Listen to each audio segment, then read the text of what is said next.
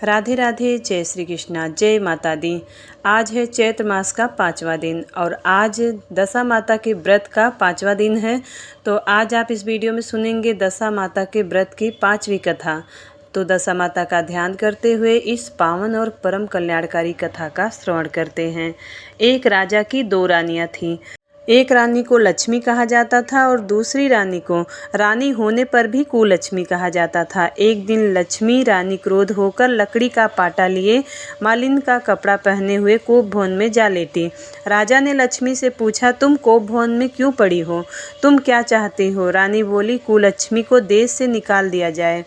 कुलक्ष्मी रानी थी, इसलिए उसे निकाल देने पर राजा की बदनामी होने का डर था, इसलिए रानी को पीहर छोड़ाने को बात सोची गई।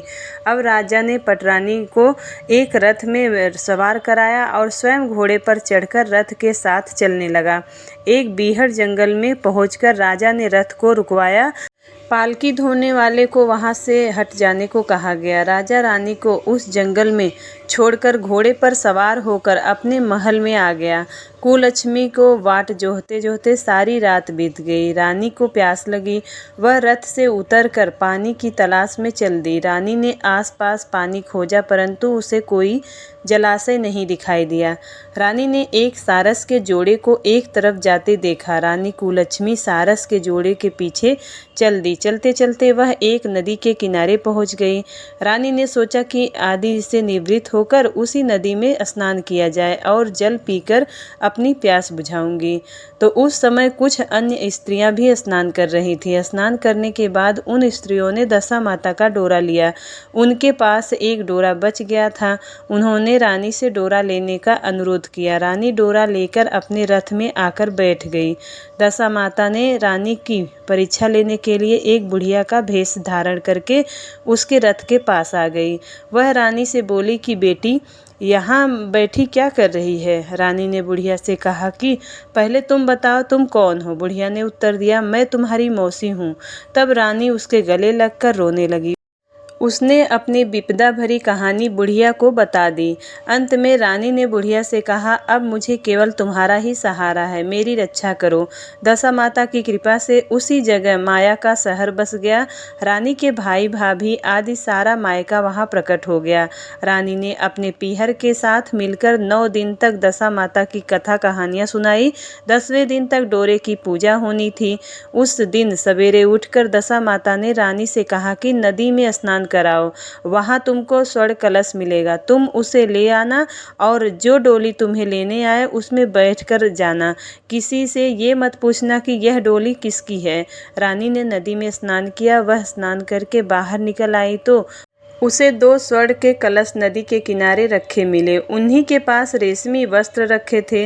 उन वस्त्रों को रानी ने पहन लिया। वह चलने की तैयार हुई तो उसे डोली आती दिखाई दी। वह डोली में बैठ गई और अपने घर पहुंच गई।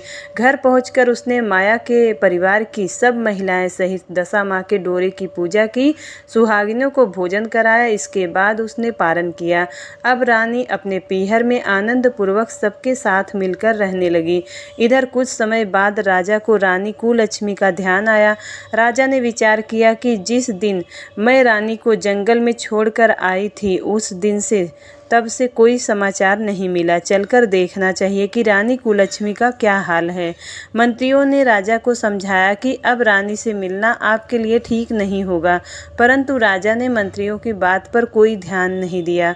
वह घोड़े पर सवार होकर उसी स्थान पर पहुंचा जहां पर रानी को छोड़ाया था। राजा को ये देखकर बड़ा आश्चर्य हुआ कि यहाँ तो सघन वन था परंतु अब यहाँ रमणीक बस्ती बसी हुई है। राजा ने लोगों से पूछा, यह कौन सी नगरी है? लोगों ने उसे बताया कि यह कुलक्ष्मी का नगर है।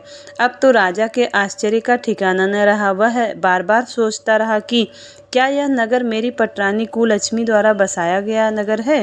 राजा ने कुलक्ष्मी के महल के पास जाकर सूचना भिजवाई कि उनसे आमुक देश के राजा मिलना चाहते हैं। रानी ने राजा को पहचान कर मिलने से मना कर दिया, परंतु मौसी ने उसे समझाया कि हिंदुओं में तो पति परमेश्वर माना जाता है, तुम्हें यही उचित है कि तुम यथाशक्ति उनका आदर सत्कार करो। मौसी के कहने पर रानी कुलच्छमी ने राजा को महल में बुलवाया और दोपहर को राजा को भोजन पर बुलाया गया। राजा के साथ नाई भी था। रानी राजा और नाई को भोजन कराने लगी। पहली बार रानी ने नाई की पत्तल पर भोजन परोसा तो नाई ने रानी के पैर पर एक छींटा लगाया। रानी इस भेद को नहीं समझ सकी और नाई ने उनके पैर पर रायते का छींटा क्यों मारा। रानी दूसरी बार पोशाक बदल कर फिर आई। राजा मन में सोचने लगा कि यहाँ तो बहुत सी रानियाँ हैं, सबकी शक्ल एक जैसी है, मैं अपनी रानी को कैसे पहचानूंगा। डेरे में आकर राजा ने नाई से कहा कि यहाँ तो कई रानियाँ हैं, मैं अपनी रानी को कैसे पहचानूं। नाई बड़ा चतुर था, वह बोला रानी तो एक ही है, परंतु वह पोशाक बदल बदल कर हमारे सामने आ रही थी। राजा ने नाई से पूछा कि तुझे कैसे पता चला कि रानी एक ही है। नाई बोला कि मैंने उनके पैर पर रायते का छींटा मारा था। वह 3 बार कपड़े बदलकर हमारे सामने आई, परंतु वह छींटा उनके पैर पर तीनों बार लगा था। अगले दिन रानी ने राजा को अपने महल में बुलवाया। राजा को अपनी मेज पर बिठाकर खाने के लिए पान का बीड़ा दिया। पान खाकर राजा पलंग पर लेट गया और रानी उसके पैर दबाने लगी। राजा ने रानी से अपने किए के लिए क्षमा मांगी और रानी को अपने राजधानी में चलने को कहा। रानी ने कहा, आप मुझे किस मुंह से चलने को कह रहे हैं? आप तो मुझे जंगल में अकेला छोड़कर चले गए थे। आप तो दूसरी रानी के कहने पर आकर मेरा परित्याग कर दिए थे। यह तो मेरी मौसी का किया हुआ है कि उसी के कारण यह सब कुछ वैभव मुझे प्राप्त हुआ है, वरना आप तो मेरा सर्वनाश कर चुके थे। राजा ने रानी को बहुत समझाया। तब रानी बोली कि मैं केवल एक शर्त पर आपके साथ चल सकती हूँ। आप मेरी मौसी से वरदान मांगेंगी कि यह नगरी आपकी राजधानी के पास पहुंचा दे, जिससे जब मेरा मन चाहे आपके पास रहूं और जब जी चाहे तो मौसी के दिए हुए महल में चली जाऊं। मेरी मौसी बहुत दयालु है, संभव है कि वह हमारी बात मान जाए।